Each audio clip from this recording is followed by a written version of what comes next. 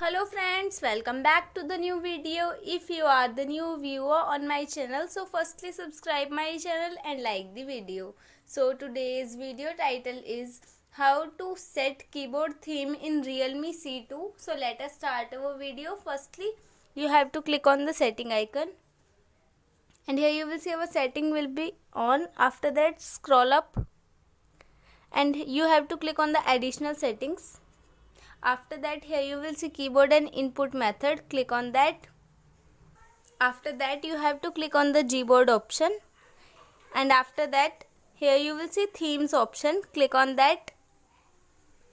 After that, here you will see many themes. Choose a theme which you want to set. I want to set that one theme. Click on that. After that, apply at last. After that, click on the back option, and here you will see the result.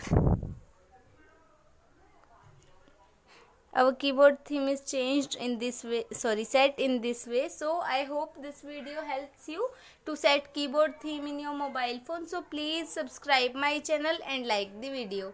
Thank you so much for watching our video.